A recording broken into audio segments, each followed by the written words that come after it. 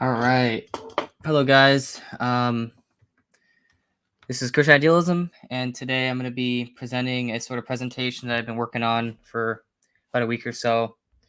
It's a presentation. I was going to do a formal video on this, but I decided to.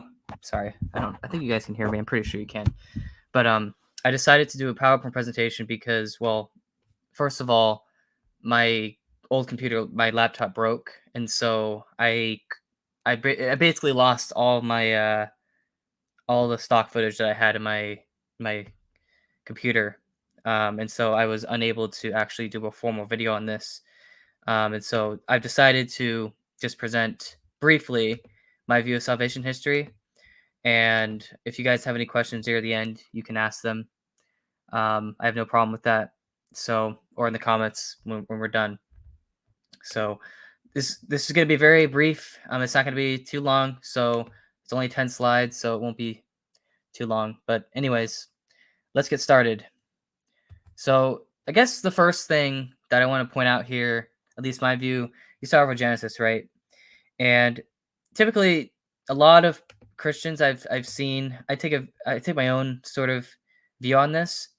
So one way to think about the creation week, right? The first creation week is going to be in terms of functions, right? And what does this mean? Well, instead of God creating the world in a material sense, right, God sort of gives this functional world. Now, of course, I do think that God does create the world in a material sense, but I think that Genesis 1 is not talking about that.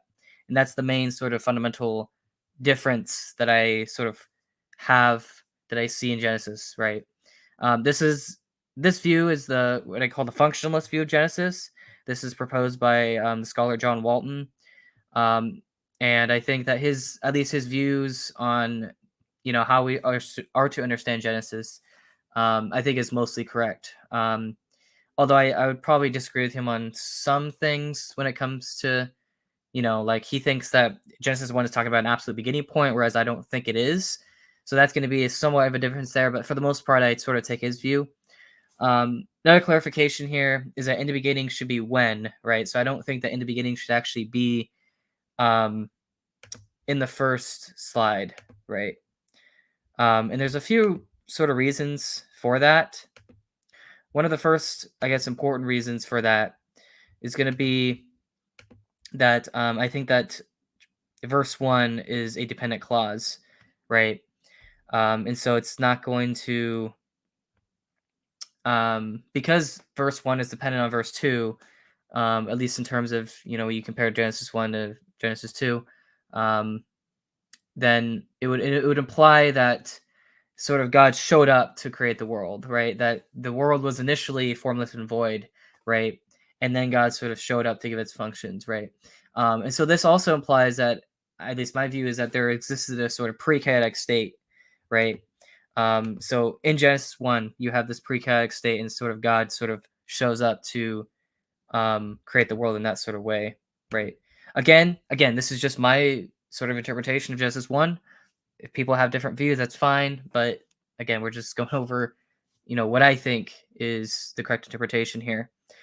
So now that we have Genesis 1 out of the way, the creation account out of the way, now that we understand that creation is about functions, right? It's not talking about the material origins of humanity. That sort of leaves open a lot of different views in regards to, whether or not science can be compatible with Genesis 1, right?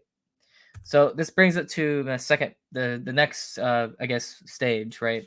So you have the first temple, right?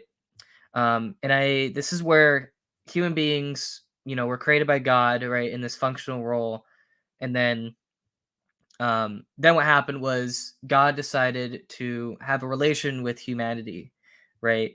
And so that's when He created the first temple, which is the Garden of Eden, right?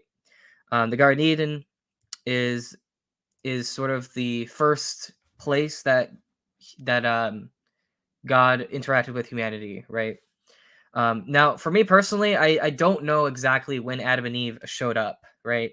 I don't think that Adam and Eve were the first biological humans, right? And I sort of take my own sort of unique perspective on this. I do think that there were humans outside the garden that existed prior to Adam and Eve.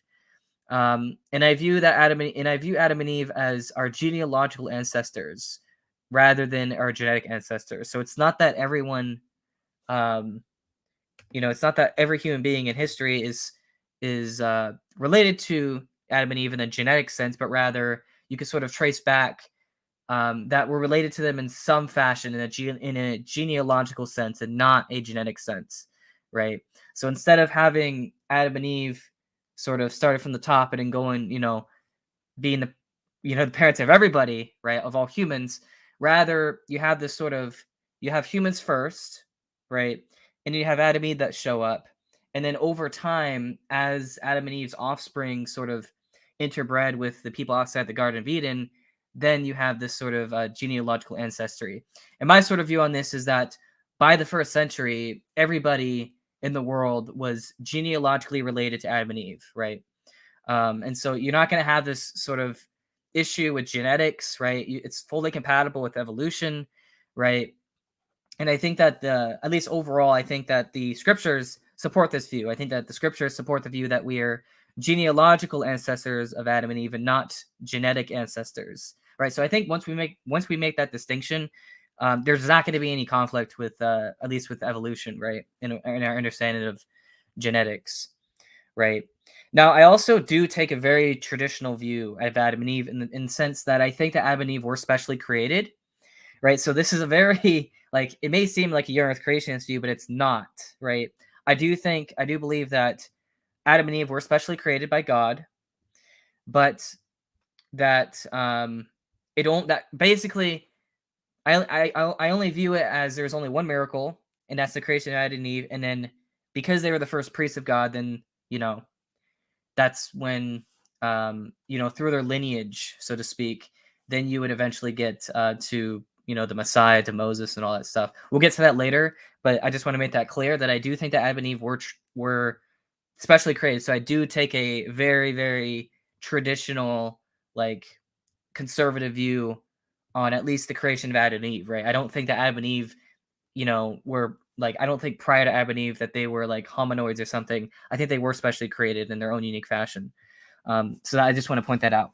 Now, I also want to point out here that there is a sort of indefinite time between when humans first emerged with evolution and when the Garden of Eden was formed, right? And the reason for this is I think that the Garden of Eden is meant as a holy place, right? It's meant to be set apart from other things within the created order, right? And when you look at the scriptures, right, you see that this idea of holiness means to set apart, right? It's used for God's purposes, so to speak, right?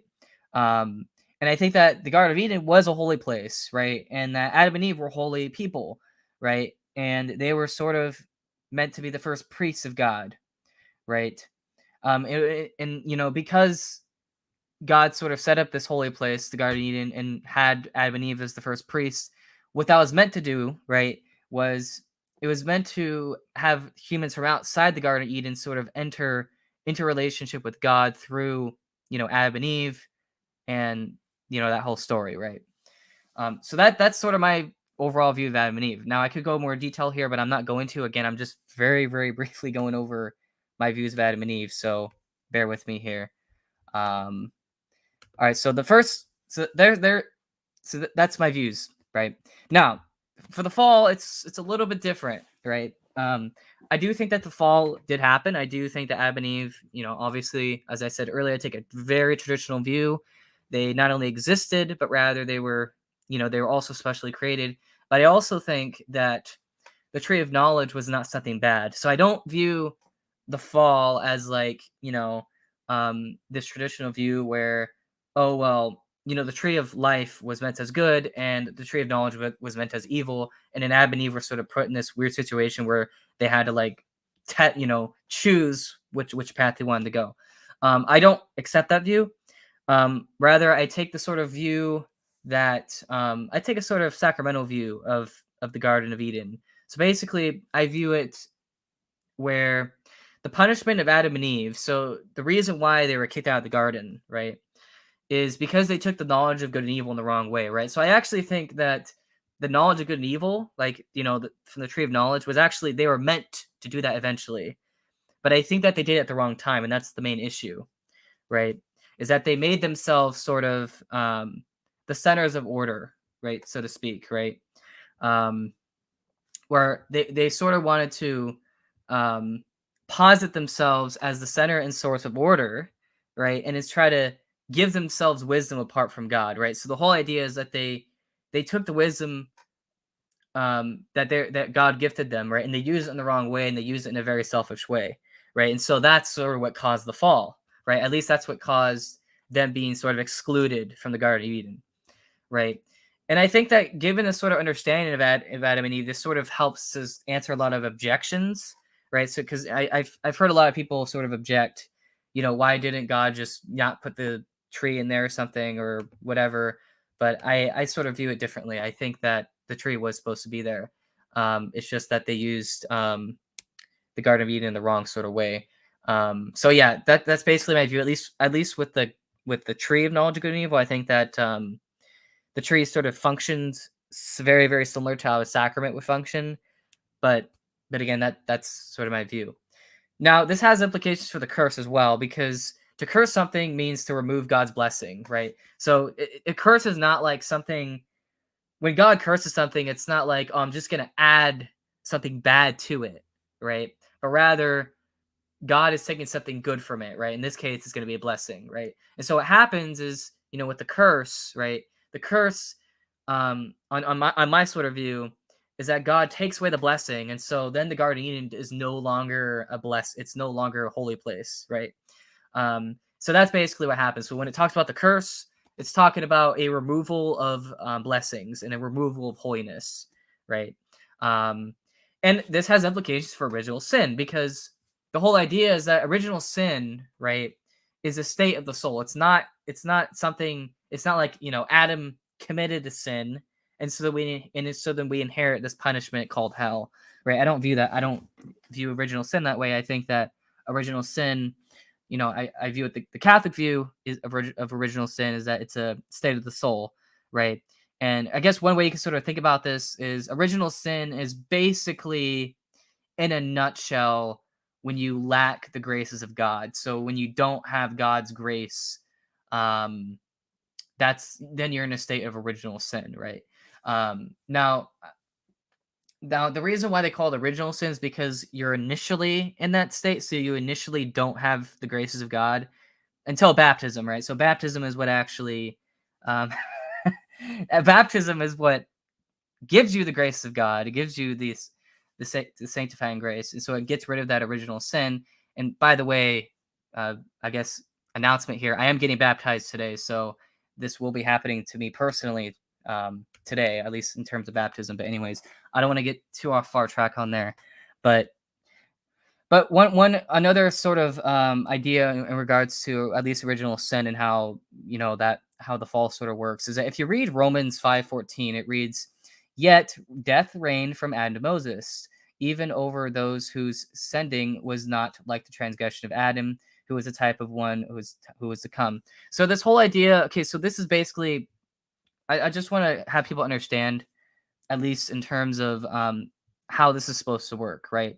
So the fall happens, and then it's not until Moses where we get a sort of restoration of the Garden of Eden, right? And I will go more into this in a little bit, but let's continue on. So I think now that we have an understanding of the fall, let's go to sort of my views of what happened between Adam and Moses, right?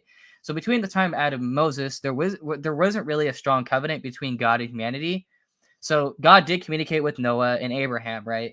But those sort of things were not covenants, right? Those weren't like actual covenants that God established um, with them, right? But rather is sort of preparing for a later on covenant that God was supposed to establish. Now, generally speaking, at least when it comes to the flood of Noah, I do think it happened, but I don't take the global view of it. I think that's a local flood.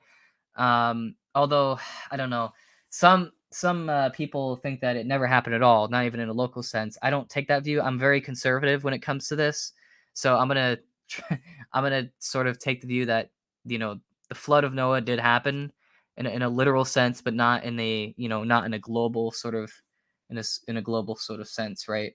Now, keep in mind here, I'm skipping over a lot. So I'm skipping over like the Tower of Babel. I'm skipping over Abraham, right? So keep in mind here that I'm strictly on this presentation. I'm strictly focusing on the covenantal relationship between God and humanity, right? I'm not necessarily trying to go over every single thing um, in the Bible because I'm very open minded. So I'm very open minded to sort of views where, like, for example, like maybe, I don't know, like there's some people that think that Moses, or not Moses, but maybe Abraham didn't exist or Noah didn't exist. I don't necessarily take that view. I think I'm more conservative, at least in terms of those. But for me, it doesn't really matter, right? At least in those on those sort of things, right? Now let's go to what I think is most important here, which is the Mosaic Age, right? So we begin with the Exodus, right, in which the Jews are freed from the Egyptians, and they are brought into the Promised Land, right? And then of course we know that this Promised Land is called Israel, right, in a later sort of story.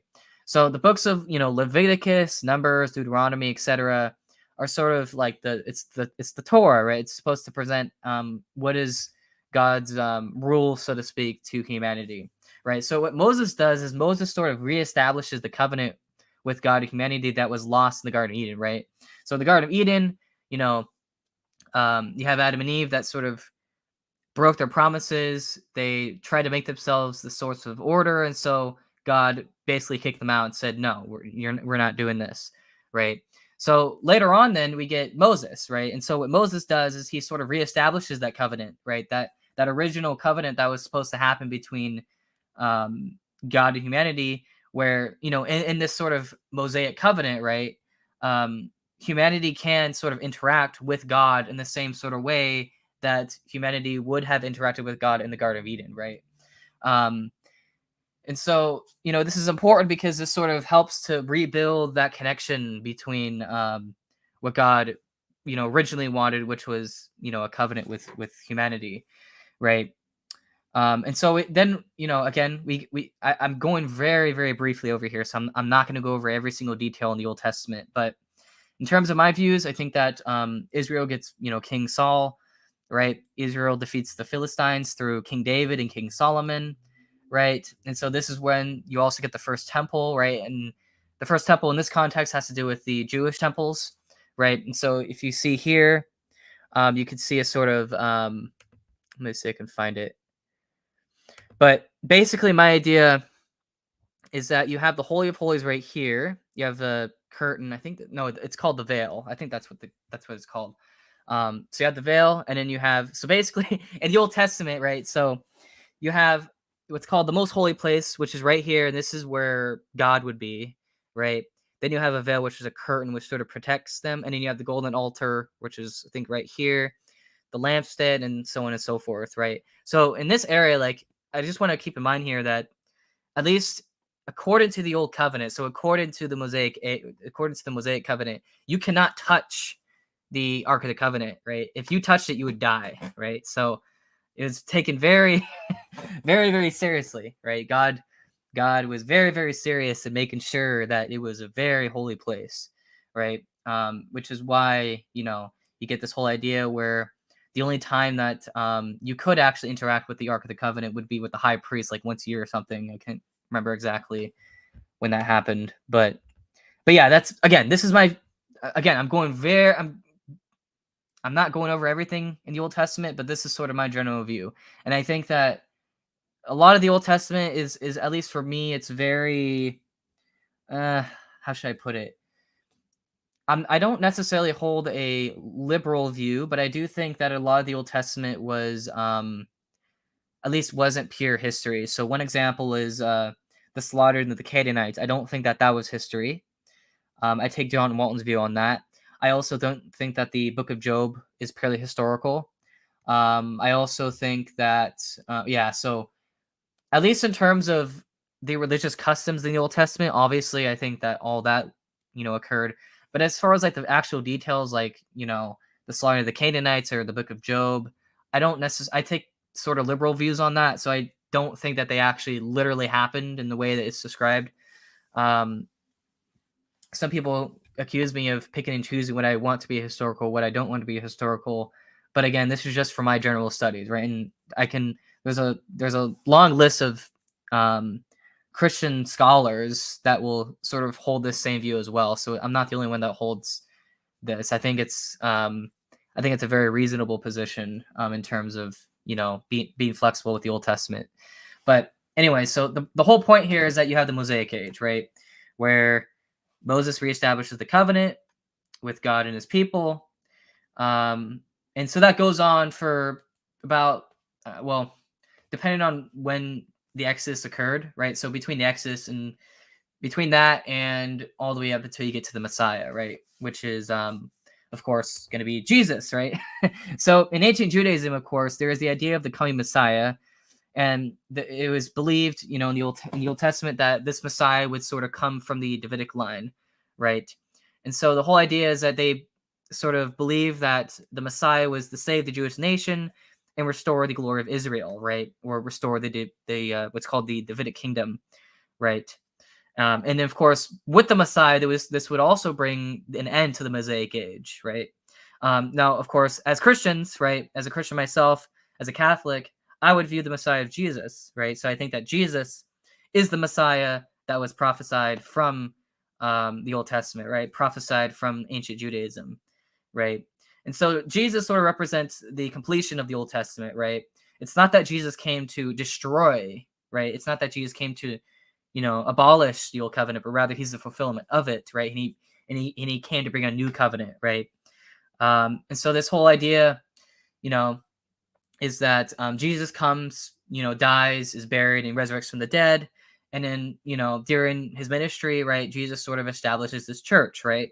And I would sort of take the view that Jesus wanted to establish what's called the Sanhedrin, right? If you want more details on what the Sanhedrin is, I would recommend you listen to my discussion with Suan Sona.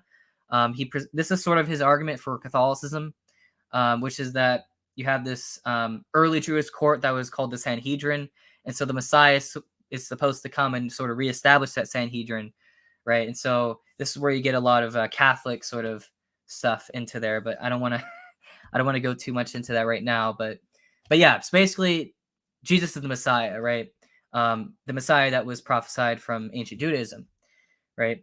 And so with the and of course this would bring the Messianic Age, right? So this is where my sort of views of Revelation sort of come into play.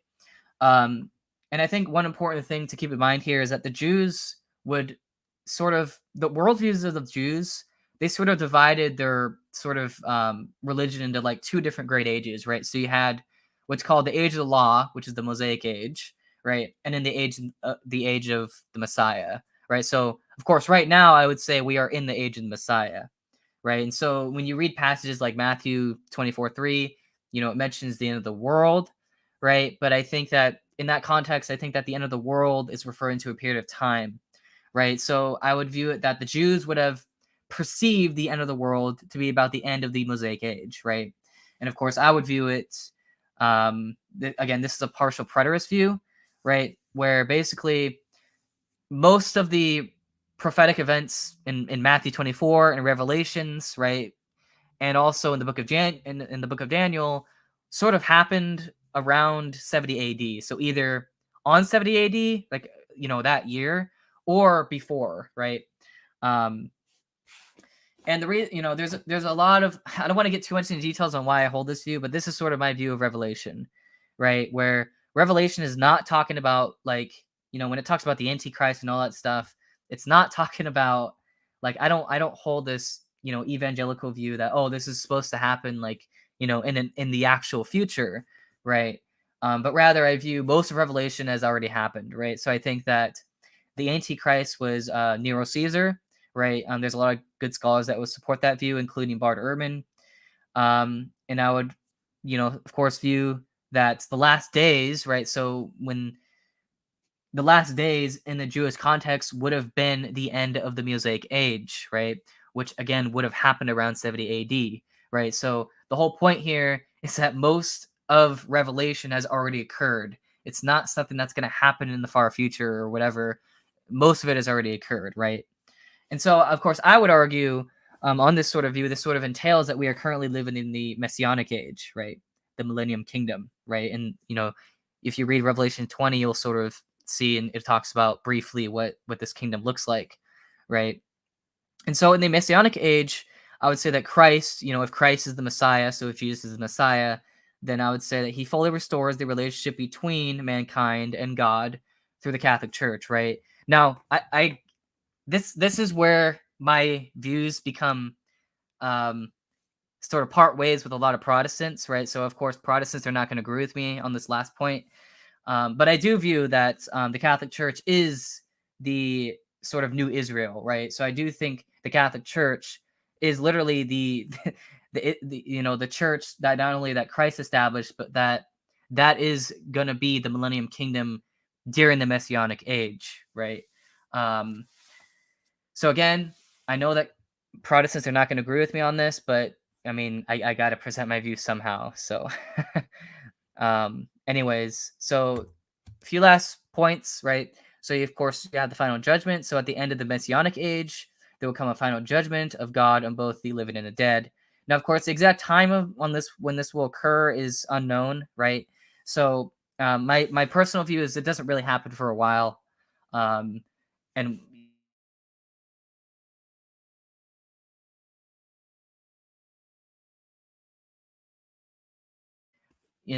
billions of years from now, I don't really know. It doesn't really matter to me, right?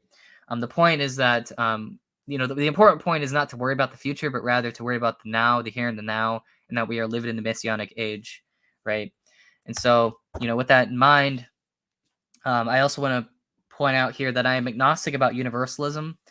So I'm agnostic about, of course, I would reject annihilationism outright. So I don't think that view is at all plausible. But I do sort of, I am open minded to universalism, but I'm really like, I don't know, like some days I'm a universalist, other days I'm not. So I go all over the place on that. Um, and of course, I would say that, those that are saved, right, through Jesus Christ are, receive the beatific vision, which is God's, when they see God's essence. And those lost, those that are damned, right, lose the vision of God's graces, right? And so that would be people that go to hell, right? And of course, I would sort of also view that, once you're saved, then the saints will continually grow forever into more glorified states, right? And so this is the whole idea of theosis, divination, right, as the Catholics would call it. And of course, this is when you would just continuously, grow in union with God, right? So I think that's it. Yeah. So that's pretty much my view of salvation history. I appreciate, yeah, I am getting baptized today, so I appreciate the thank you for the super chat.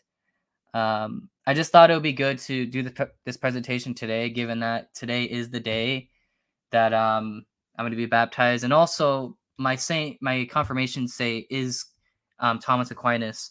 Um, I don't know if the priest is going to like actually say his name when I'm on the altar or whatever, but yeah.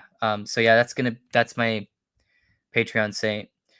But anyway, so again, this was very, very brief. I see we're at 28 minutes. So I'm gonna stop sharing my screen now. But yeah, so yeah, that's my brief view of salvation history. Um, and next time I make a video, well, I'll be a fully fledged Catholic. Because I'm getting baptized and I'm getting confirmation and I'm getting Eucharist all on the same day, which is gonna happen around.